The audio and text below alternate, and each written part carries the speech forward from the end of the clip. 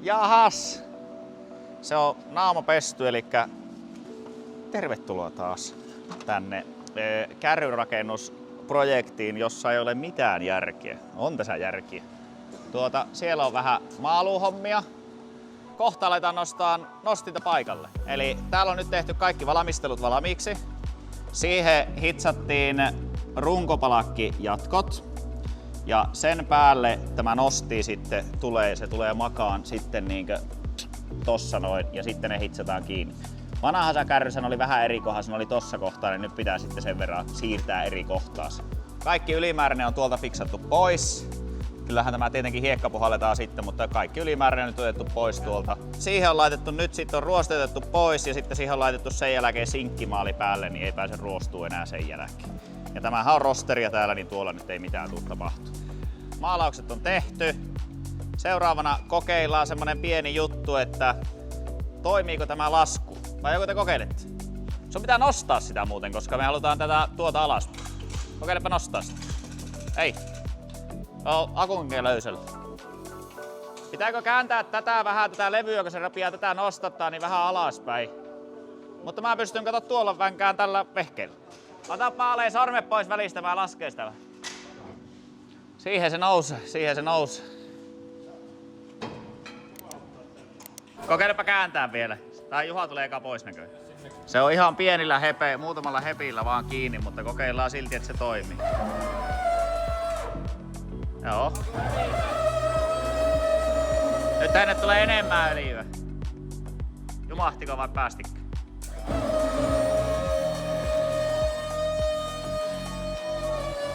Oota! Kääntyykö se suorassa? Kyllä se kääntyy. Eihän se nyt vänkää mitään vasten. Älä mene alle. No kokeilepa vielä kääntää jonkun verran.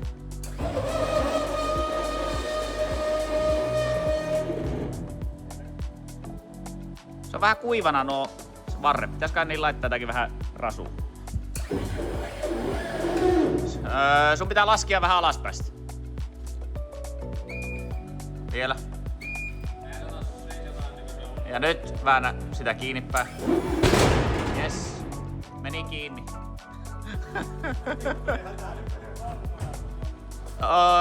Nostapa ylöspäin nyt sitä. Se jumahtaako. Vielä vähän jonkun verran. 10 senttiä. Vielä vähän. Ja paina vielä kerran vähän. Yes. No niin, nyt katsotaan, että se on suorassa. Nyt se on kiinni. Vähän joutuu tekemään tuonne semmoista fyllipalloa. Aika paljon moneen paikkaankin. Siinä se kuitenkin on. Ei huono. Kyllä se siihen menee. Tosiaan tämähän ei ole tähän suunniteltu, niin tää on vähän matalempi, mutta se ei meitä haittaa sinänsä, kun me saadaan kuitenkin nostettua tarpeeksi ylös se. Toivottavasti ainakin tuonne. Vähän jouduttiin modifioiteen näitä talloja. Joo, siis jos mietitte, että vänkääkö se liikaa, ettekö siellä on auto, me tullaan näkemään se sitten tulevaisuudessa. Mutta jos meidän tarvii, niin me voidaan hitsata tätä palakkia tänne myös jatkoksi. Se nyt tulee kato vähän yli tuolta. Mut joo, se nähdään sitten, kun sitä testataan oikein auton kanssa. Mutta nyt se nousee tarpeeksi korkealle ja ollaan valmiina. Perttuli, laske. Tadää. Siinä se nuo. Nosturi. On hyvä. Hei, aja nätisti, ettei tuo muuten ota tuohon, tämä ota kiinni. Ei se siihen mahottu. Nyt se on lähdössä pihalle siitä. Meillä ei saatu noita nostimia kiinni, niin se on vähän tuollain nyt vielä kiinni, mutta... Joo, siinä. Vielä viimeiset siivoukset ja sitten lauantai viettoon. On sekava olo. Niinhän sinä pääsi käymään, että talvi tuli taas. Ja mitä talvi tarkoittaa? Sehän tarkoittaa liukkaita kelejä. No mitä liukkaat kelit tarkoittaa? Se tarkoittaa sitä, että kaikki oman elämänsä driftin kuljettajat pääsee nyt käymään sitä ajeleen tuolla, ottaa vähän sivuuluisua. Mutta sitten joskus, mullakin on ollut semmoinen neliveto Audi, ja kun mulla oli se neliveto Audi, niin se ei ollutkaan ihan samanlaista ajamista kuin tuolla takavetoisella ajaminen oli. Niin se saattaa mennä vaikka paaluun niin kuin tässä ajoneuvossa, eli 4.2 V8 Audi on sattunut osuun paaluun tai johonkin muuhun ja mennyt rikki, mutta onneksi Car Vertical raportista sitten löytyy tämäkin tieto. Eli tosiaan tuossakin niin näkyy se, eli vaikka on tosi vähän ajettu, 80 000 ajettu, se on osunut johonkin, se on sen jälkeen korjattu. Jos en tietäisi, että mikä on historia, niin en tiedä ostaisinko, tai sitten ainakin hintaa pitäisi sen jälkeen viilata, että kun siellä on kolarihistoriaa taustalla. Mutta muistakaa käyttää meidän koodia KKM, sillä saa 20% alennusta Car Vertical hauista. Eli KKM-koodilla 20% alennusta, ja mulla on kolaroimaton Vito pihalla, mutta sekin voisi olla kolaroitu, mutta mä oon tarkistanut sen Car Verticalia ja siellä ei ollut mitään vääränlaista historiaa tiedossa. Mutta nyt lähdetään takaisin.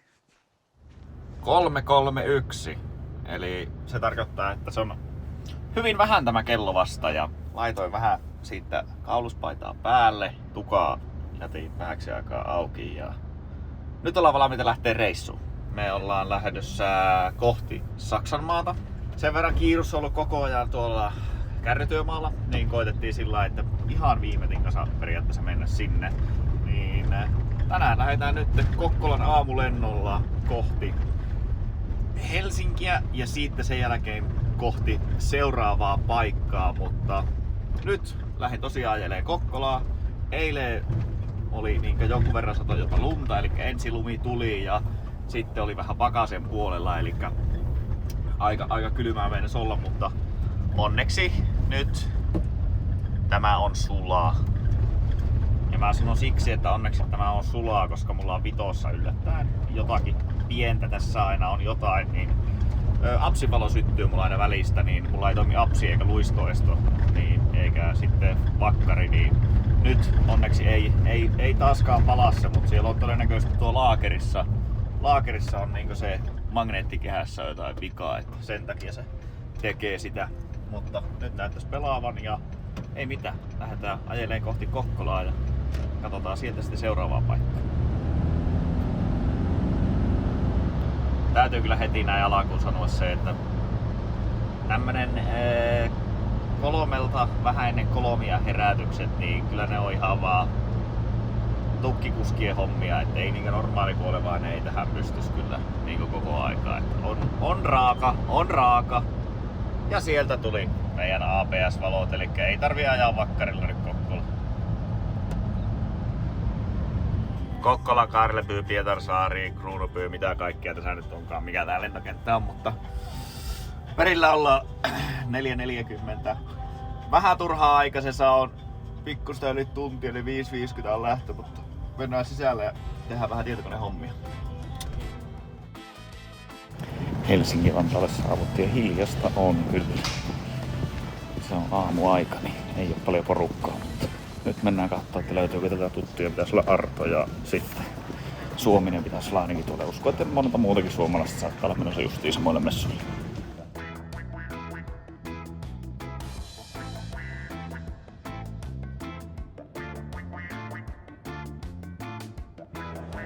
Ja näin me ollaan saavuttu BMW, eli tää on melkein Pemari, mutta ei kuitenkaan, vaan tää on kovalla P:llä. Eli saavuttiin tänne, eli mä on tosiaan Finger Motorsilta on Arto ja M-Datalta on sitten Suomisen Mika, niin niitten kanssa tultiin tänne. Ja tosiaan tämähän on todella iso paikka, eli täällä näkyy, niin täällä on väkiä tosi paljon.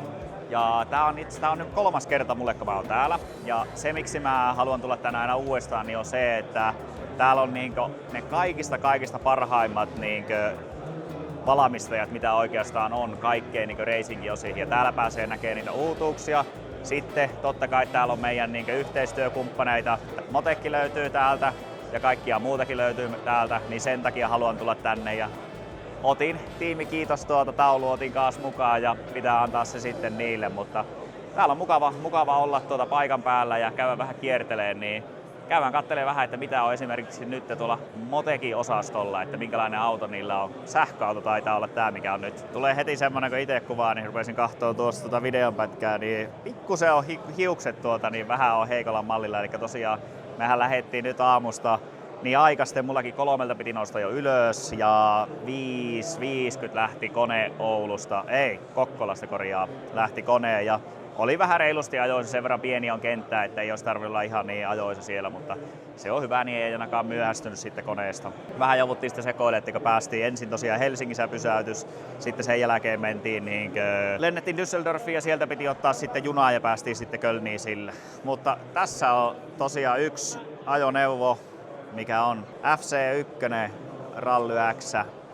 Ja tämähän on nyt sitten semmonen peli, että täällä on sähköauto, tehua 1088 heppaa ja 0-101,4 sekkaa, eli aika kärtynen peli on tää. Ja täältä nyt sitten, että minkä näköistä täällä on sisällä tämmöisessä autossa. Tuolla näyttäisi olevan todennäköisesti joku hybridipaketti on tuolla. Sitten nämä autot, niin siis vaikka ajatellaan, että meillä on drifting-auto koitetaan tehdä mahdollisimman hyvin ja hienosti, niin nämä on jotenkin kuitenkin ihan next level juttua, että miten nämä rakennetaan. Esimerkiksi kun katsoo penkin kiinnikkeitä, niin on tämmönen pillettijuttu ynnä muuta. Ja näyttö löytyy sieltä ja sieltä saa varmasti kaikki mahdolliset säätää. Ja täällähän on tuo se Motekin iso näyttö ja sitten tuolla on tuommoinen iDrive-nappula, mitä käyttää Motekki, että sitten jos haluaa. Ja kaikki on hiilikuitua, niin kuin näkyy, ja kaikki ovijutut. Täällä näyttäisi olevan vielä vähän kevlaria sitten toi. Ja kato, Kempoveri, sillä oli suomalainen firma, oli näköjään noissa ralliroskisassa oli näköjään yhteistyökumppani. Katsotaan muita juttuja.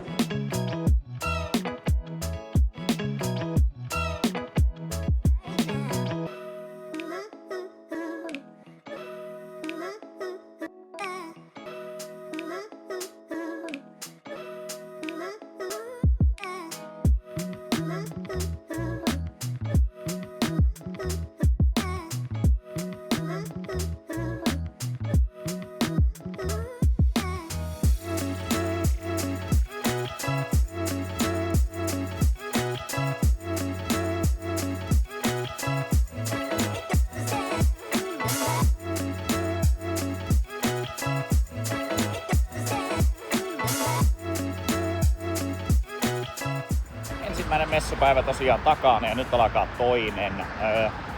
Oli niin nätti keli, että meinasin ihan käppästellä tuosta hotellilta sitten sinne messuille ja käydään kattoo mitä tosiaan sillä tänään vielä on. Että eilen saatiin olla Motekin kanssa semmosessa palaverissa, missä kerrottiin vähän kaikesta uusista jutuista ynnä muuta. Ja syötiin hyvin ja oli oikein mukava ilta siinä. Ja kävin Turbosmarttia kahtoo ja kaikkia näitä juttuja, niin käydään kattoo mitä tänään vielä sieltä löytyy ja kiertelee viimeiset jutut, mutta aika mukava. Keli on yli 10 astetta ja vaikka mulla on takki täällä päällä, niin silti meinaa tulla vähän niin lämpöinen, että saisi ottaa jopa takin pois, eli yli 10 astetta on lämmin. Tämä on hieno. Täällä on jännä, kun taksit on kaikki Saksassa, niin tommosia peikenvärisiä ja mersuja.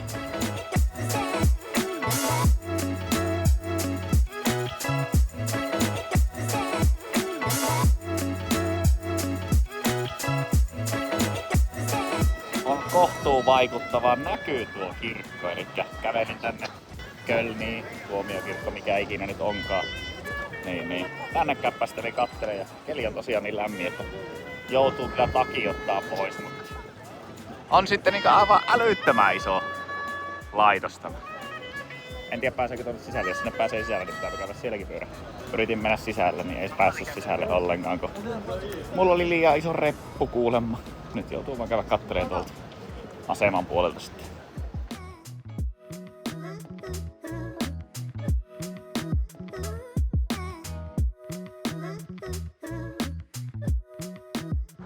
Vuoden aikana tulee käytyä todella monessa paikassa. Ei tule ikinä oikein kuvailtua, eikä tule oikeastaan kierrettyäkään. Tulee semmonen tiukka aikataulu, mutta tällä kertaa on ollut aikaa niin ihan mukava käppästellä tää. Ja mikä parasta, niin kelihän on aivan ykkönen. Varmaan kohta rupeaa olemaan parikymppiä lämmin.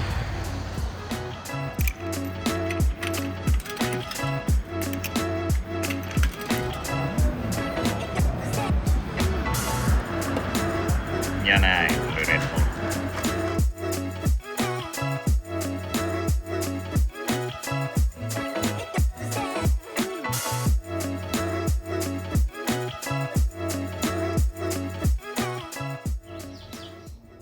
Helsinki-Vantaalle saavuttu ja lintujen lauluahan täällä kuuluu, mutta Finnairin Lautsissa on suihku, pyyhkeet, systeemit.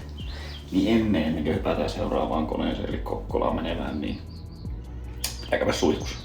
Se on ihan jees. Sitten jaksaa ajaa kotiin. Fresh. Nyt odottelen konetta.